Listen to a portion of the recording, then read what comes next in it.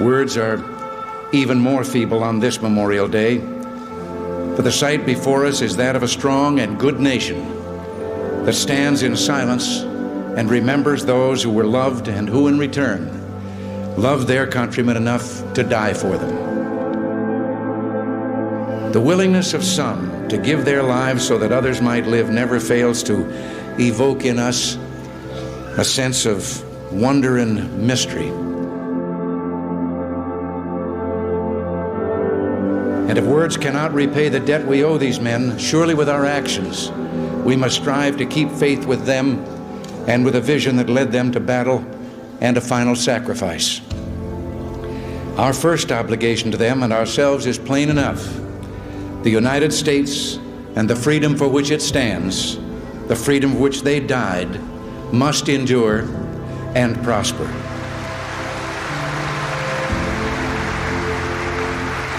Their lives remind us that freedom is not bought cheaply. It has a cost.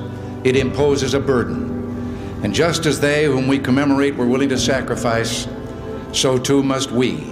Winston Churchill said of those he knew in World War II, they seemed to be the only young men who could laugh and fight at the same time.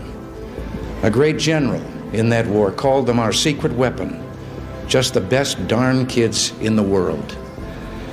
Each died for a cause he considered more important than his own life. Well, they didn't volunteer to die. They volunteered to defend values for which men have always been willing to die if need be.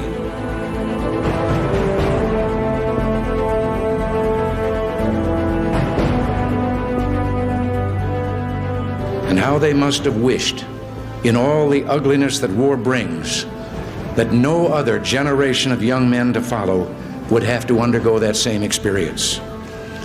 As we honor their memory today, let us pledge that their lives, their sacrifices, their valor shall be justified and remembered for as long as God gives life to this nation.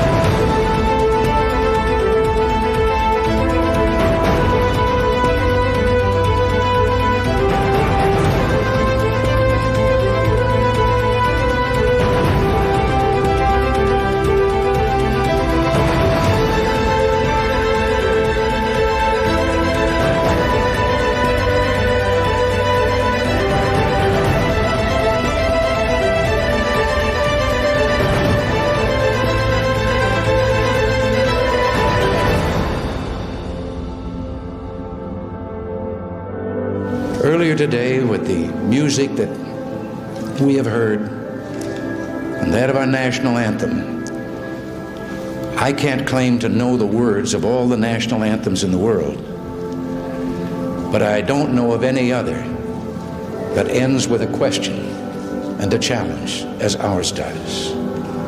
Does that flag still wave o'er the land of the free and the home of the brave?